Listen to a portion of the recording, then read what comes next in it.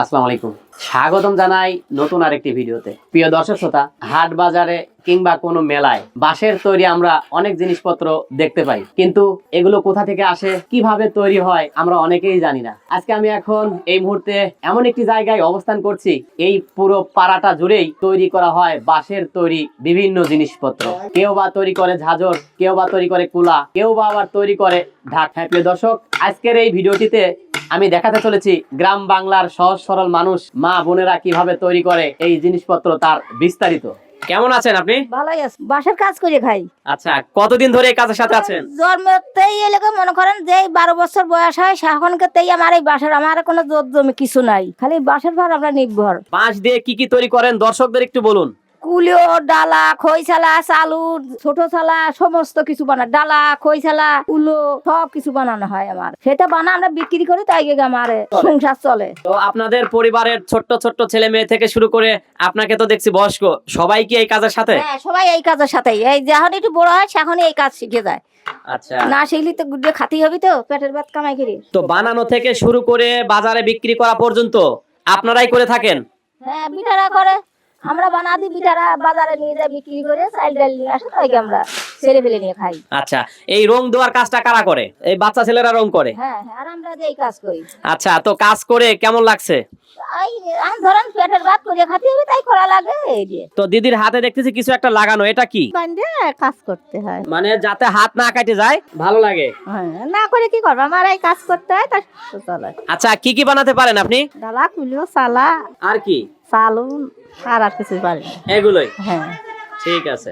আমি দেখতে পাচ্ছি এক দিদি বসে কিছু একটা করছে, তো দিদির কাছ থেকে আমি জানতে চাইবো এটা কি? কুলা? আচ্ছা, এটা কি কি কাজে ব্যবহার করা হয়? চাল ঝরাই, ধান ঝরাই, এরকম করে হ্যাঁ। একটু দেখাই দেন তো আমাদের।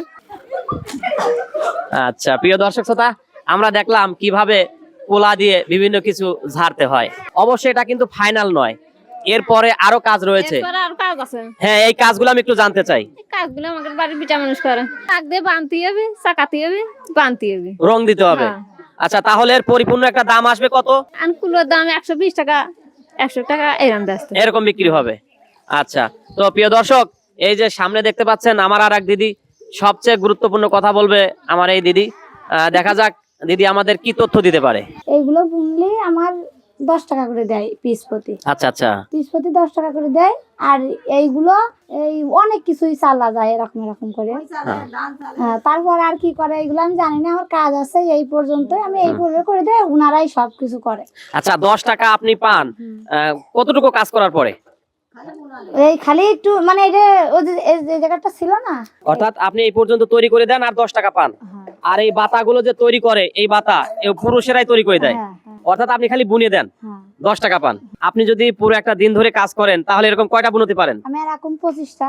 25টা, তার মানে কত টাকা আসলো? এবারে হিসাব করেন। 250। হ্যাঁ, 250 টাকা আপনি পেয়ে যান। হ্যাঁ। আলহামদুলিল্লাহ, ভালো লাগলো।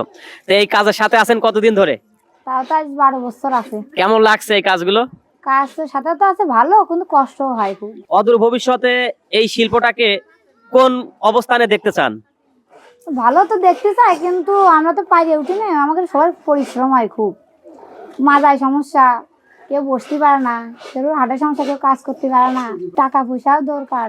আচ্ছা, আমি যদি জানতে চাই বাংলাদেশের সরকার কিংবা কোনো ব্যাংক আপনাদের সহযোগিতা সহায়তা করেছে কিনা? না না না, কোনো সহযোগিতা পাই না। কোনো সহযোগিতা পাননি?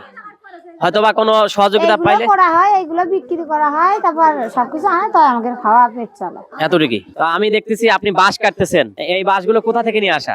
এই বাঁশগুলো গ্রাম অঞ্চলের থেকে কিনে নিয়ে আসা লাগে। কিনে নিয়ে আসা লাগে। আচ্ছা, তো আপনি কি বানাবেন এটা দিয়ে?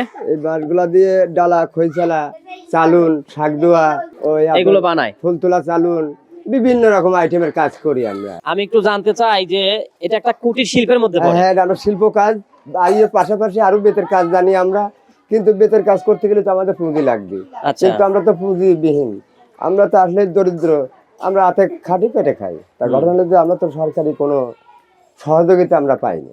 আচ্ছা, সহযোগিতা যদি পাতাম তাহলে হয়তো আমরা বাঁশ বেতের কাজ করলে আমরা একটু আগায় যেতে পারতাম। এই দেখেন আমাদের মন্দিরে, গ্রাম অঞ্চলের মন্দিরে কিছুই করতে পারি না। হুম। আর দেখো, আমাদের যদি পুঁজি না থাকে তাহলে আমার তো সংসার চালানো কষ্ট।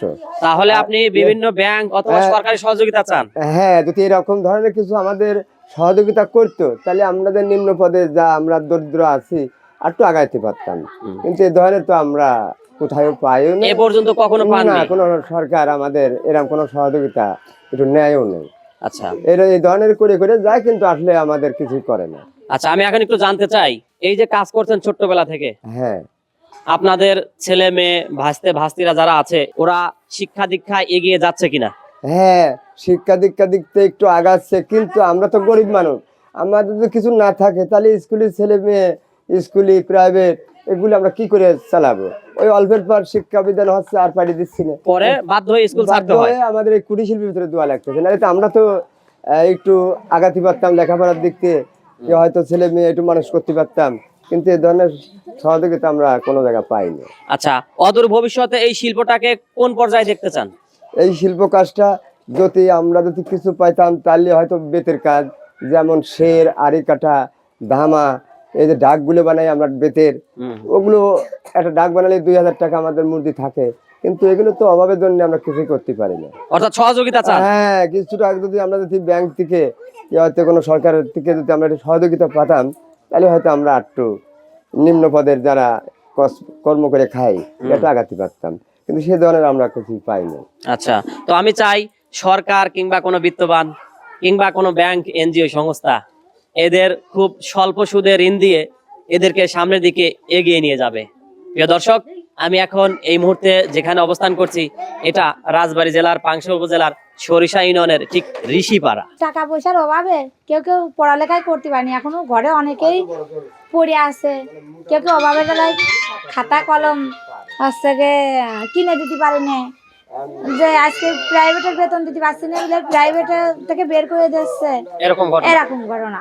মানে যেরকম কাজ ইনকাম করতেছে কোন রকম দিন খাইয়ে চলে যাচ্ছে তাই, কিন্তু বাচ্চাকে কেউ ভালো পোশাক কিনে দিতে পারে না, ভালো স্কুলে পড়াতে পারছে না, এরকম করে এই দিন যাচ্ছে। আর এইসব কাজ করলে খালাম, না করলে আর খেতে পারলাম না। প্রিয় দর্শক শ্রোতা, শুনলাম এখানকার কিছু জিনিসপত্র, শুনলাম ছোট্ট থেকে বৃদ্ধ বয়স্ক ব্যক্তিদের মুখের কথা। তো চলুন আমরা এখন দেখে আসি এই জিনিসপত্র দিয়ে কি কি তৈরি হয়, তার ফাইনাল রূপটা দেখে আসি। বলো। এটা চাক, ওই চালা চাকাই নিতাম। এটা দিয়ে কি হয়? ও খয় চালা, খৈসালার চাক। এটা হচ্ছে দুলনা, বাচ্চা শোনো দুলনা। এটা বেতের আছে, বাঁশের আছে, দিয়ে 2-3 রকমের দিয়ে এগুলো কাজ করে। এগুলো চেনেন তো? এই যে বাচ্চার দল দেয় ওইগুলো। এর দাম কত পড়বে এক একটা? 300 টাকা, 250 টাকা। এই গান বন্ধ করো, সাউন্ড বন্ধ করো। 450, 450, 400, 500 টাকা এরকম দাম? হ্যাঁ। এগুলো কি বেতের না বাঁশের? বেত আর বাঁশ দিয়ে দুটোই আছে। আচ্ছা, একটা বানাতে কত সময় লাগতে পারে? তা 2-3 দিন লেগে যায়, 4 দিনও লেগে যায়। আচ্ছা, এরপরে আমরা কি দেখতে পাচ্ছি? এরপর আছে এই যে মাঠে কাজ করে, হ্যাঁ হ্যাঁ জানেন তো? হ্যাঁ, মাথায় দাও। আমি মাথায় তো এই যে এরকম থাকে, এই যে মাথায়, এগুলোকে বলে মাথায়, বুঝছেন? যখন রোদ্দুর লাগে কৃষকরা যখন মাঠে মাথায় দিয়ে কাজ করে, বুঝছেন? এইগুলো বাঁশের আছে, তারপরে বটের পাতা আছে ভিতরে দিয়া, তাই তো? বটের পাতা আর এই যে বেতি, বেতি জানেন বাঁশের, ওই চোটা দিয়ে এইগুলো আছে এই দেখেন ওইটা সুন্দর করে আসছে বুনা এগুলো। গুড। আচ্ছা, একটু মাথায় দিয়ে দাও তো দেখি।